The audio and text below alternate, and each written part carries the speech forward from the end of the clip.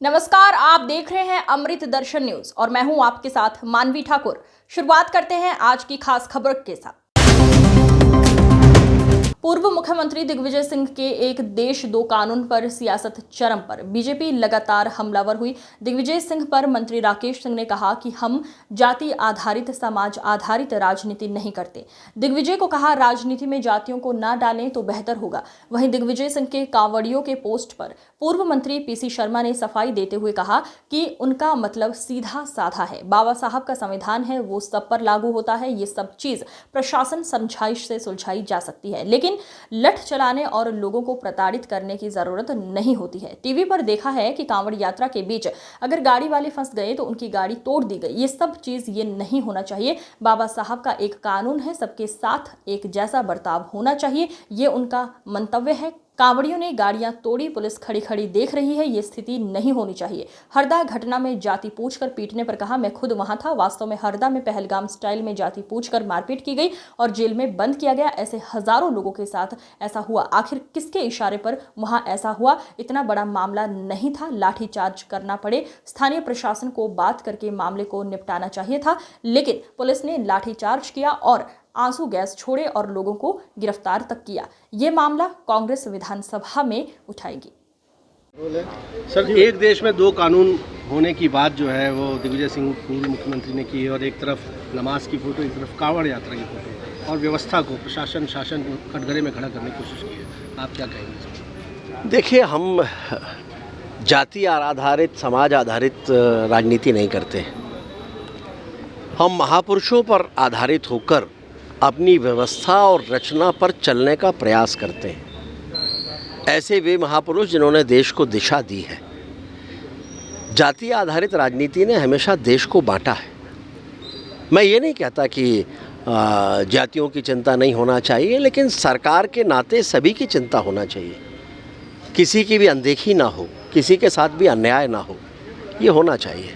लेकिन केवल जाति को केंद्रित करके राजनीति कांग्रेस ने की है और देश को बांटने का काम किया है।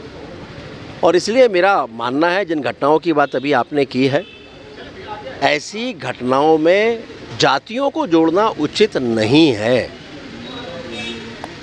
और मेरा माननीय दिग्विजय सिंह जी को भी यही कहना होगा कि इसमें जातियों को ना डालें तो बेहतर होगा। जहाँ तक घटना का सवाल है, मेरी माननीय मुख्यमंत्री से चर्चा हुई है, विस्तृत चर्चा हुई है। उन्होंने स्वयं ये कहा है कि इस संपूर्ण घटना की जानकारी वे एकत्रित कर रहे हैं और उसमें एकत्रित करने के उपरांत जो भी दोषी होंगे उसमें उनके खिलाफ निश्चित रूप से कार्रवाई होगी। लेकिन इस दौरान एक देश पे दो कानून की बात कह रहे हैं। एक देश पे दो कानून तो भारतीय जनता पार्टी ने ही कहा था कि एक देश में दो निशान, दो विधान और दो प्रधान नहीं चलेंगे। और उसी के आधार पर आज गर्व के साथ हम कह सकते हैं कि संपूर्ण भारत हमारा है। नहीं तो भारत में रहते हुए भी कश्मीर हमसे दूर था। लेकिन डॉक्टर श्यामा प्रसाद मुखर्जी जी के आदर्शों पर चलते हुए ही माननीय मोदी जी के नेतृत्व में माननीय अमित शाह जी ने जो बिल प्रस्तुत किया था, उसका सुखद परिणाम है कि कश्मीर, उसमें आज भारत का ही झंडा लहराता है, भारत का ही संविधान, भारत का ही कानून वहाँ पर लागू होता है। और इसलिए हम महाराणा प्रताप को मानने वाले लोग हैं, माँ रानी पद्मावती को मानने वाले लोग हैं, माँ रानी दुर्गावती को मानने वाले लोग हैं, हम डॉक्टर अंबेडकर जी को मानने वाले लोग हैं। और इसलिए इन सबके साथ न्याय भी भारतीय जनता पार्टी की सरकारों ने ही किया है। डॉक्टर अंबेडकर जी के पंचतीर्थ बनाने का काम भी भारतीय जनता पार्टी की सरकार ने किया है। महाराणा प्रताप लोक बनाने का काम भी भारतीय जनता पार्टी की सरकार ने किया है। माँ रानी दुर्गावती का लोक भी भारतीय जनता पार्टी की सरकार ही बनाने जा रही है।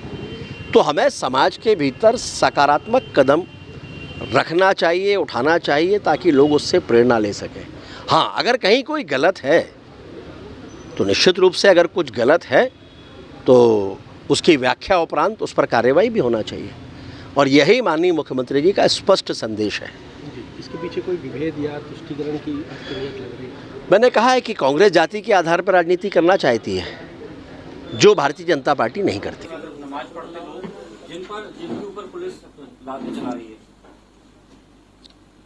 देखिए, दिग्विजय सिंह जी का मंतव्य उसमें सीधा सीधा ये है कि बाबा साहब अम्बेडकर का जो संविधान है वो सब पर लागू हो, और ये सब चीजें एडमिनिस्ट्रेशन को इतने पावर होता है कि समझाइश से ये सब कर देती है, लेकिन उसमें लठ चलाने की या लोगों को प्रताड़ित करने की आवश्यकता नहीं होती है, कुल मिला के है।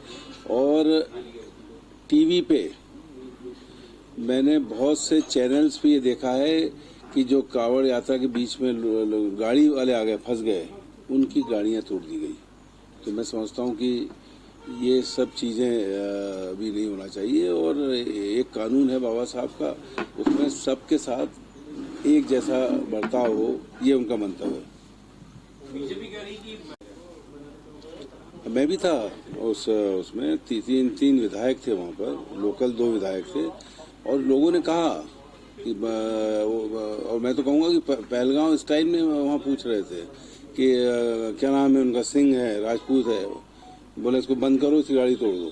ये वहाँ के जो लोग थे आम, जिसमें हजारों लोगों ने इस बात को वहाँ किया, तो मैं समझता हूँ इस तरह से कोई भी कार्रवाई कौन करा रहा है, कहीं न कहीं किसी के पीछे हाथ था जिसके इशारे पे सब वहाँ पे हुई, और इतना बड़ा मामला नहीं था। एडमिनिस्ट्रेशन में इतने पावर होते हैं कि उन सब चीज़ों को वो सुलझा सकते थे, बातचीत के सुलझा सकते थे।